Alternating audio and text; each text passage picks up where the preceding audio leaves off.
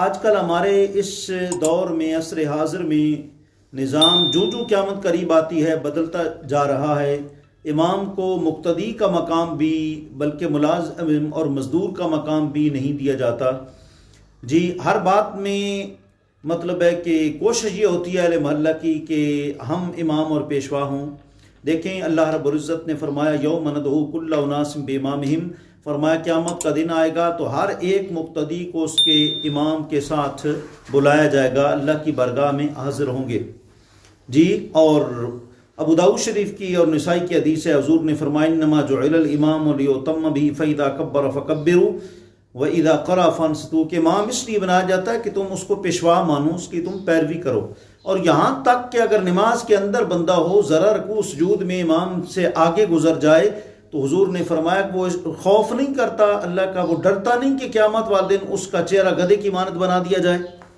جی تو اس لیے بھائی ایک امام ہے، اس کے ایک مقام ہے۔ امام کا حق ہے کہ اوقات نماز وہ اپنی مرضی سے چینج کرے۔ یہ میرے ہاتھ میں کتاب ہے، کوئی عام بندہ نہیں ہے، یہ بہت بڑے پروفیسر ڈاکٹر نور احمد شتاب صاحب کی کتاب ہے، امام خطیب کی شرعی معاشرتی حیثیت۔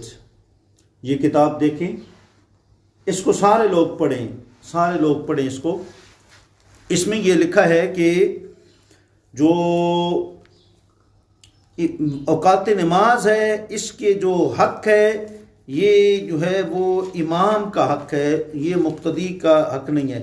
امام کے کچھ حقوق تو وہ ہیں جو اسے نمازی اور مستوں کے سلسلے میں حاصل ہیں۔ دیکھیں اور ان میں سے ایک یہ ہے، ایک حق امام کو یہ حاصل ہے کہ نمازوں کے اوقات کا تعین اپنی مرضی سے کر سکتا ہے۔ یہ دیکھیں، یہ عبارت دیکھیں، اور پھر دوسرا دیکھیں یہ عبارت فرماتے ہیں کہ یہ بھی دیکھیں کہ جماعت کے لیے وقت کا تعین امام کا حق ہے اور اس میں تاخیر و تقدیم بھی اس کی منشا پر موقوف ہے۔ نبی اکرم صلی اللہ علیہ وسلم کے دور میں یہ گھڑیاں نہیں تھی اور نہ اس طرح سے منٹوں اور سیکنڈوں کا تعین کر کے نمازوں کے اوقات مقرر کی جاتے تھے۔ جب امام آ گیا جماعت کھڑی ہو گئی۔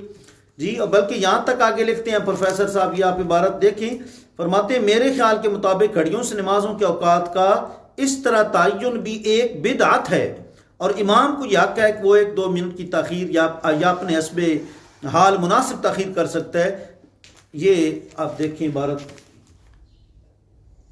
پروفیسر صاحب ڈاکٹر صاحب کیا لکھتے ہیں، اور فرماتے ہیں کسی عذر کی وجہ سے امام کو یہ حق حاصل ہے کہ وہ جماعت میں تھوڑی تاخیر کر دے، اور کہتے ہیں کہ میری اس بات کی تائید حدیث رسول سے ملتی ہے، بخاری اور مسلم کی روایات میں ہے۔ آقا علیہ الصلوۃ والسلام ایک دفعہ نماز عشاء پڑھانی تھی، بہت دیر کو آئے رات کو، حضرت عبداللہ بن عمر فرماتے ہیں ہم صحابہ کو اونگیں آنا شروع ہو گئی، لیکن سرکار جب تشریف لائے تو آپ نے فرمایا اس وقت نماز کی انتظار میں آپ سے بڑھ کر اور کوئی بندہ دنیا میں نہیں بیٹھا ہوا۔ فرمایا کہ اگر میں اپنی امت پر مشقت نہ سمتا تو میں پھر آدھی رات کے بعد جو ہے وہ عشاء کی نماز پڑھاتا۔ اور مسلم کی ایک روایت میں ہے کہ آقا علیہ الصلوۃ والسلام کبھی عشاء کی نماز جلدی پڑھا دیتے تھے اور کبھی دیر سے پڑھا دیتے تھے، کوئی یعنی ٹائم فکس نہیں ہے، جیسے آج کل ہم سمجھتے ہیں کہ فرض ہے ان الصلاۃ کانت علی المؤمنین کتابا موقوتا، کا یہ مطلب ہے کہ ظہر کے ٹائم عصر کی نماز نہ پڑھی جائے، عصر کے ٹائم مغرب کی نہ پڑھی جائے، مغرب ٹائم عشاء کی نہ پڑھی جائے، عشاء کے ٹائم فجر کی نہ پڑھی جائے۔ اس کا یہ مطلب نہیں کہ 2-5 منٹ بھی امام کو اختیار نہیں ہے، امام پھر وہ تو غلام بن گیا، وہ امام کس چیز کا ہوا؟ امام کا معنی تو پیشوا ہوتا ہے، رہنما ہوتا ہے۔ جی اگر اس کی کوئی مجبوری بن گئی وہ بھی فرشتہ نہیں ہے، اس کا وضو ٹوٹ سکتا ہے، دوبارہ اسے وضو کرنا پڑ سکتا ہے، کوئی مطلب ہے کہ دم کرانے کے لیے آیا ہے، کوئی اور مصروفیت اس کی جو ہے وہ ہو سکتی ہے۔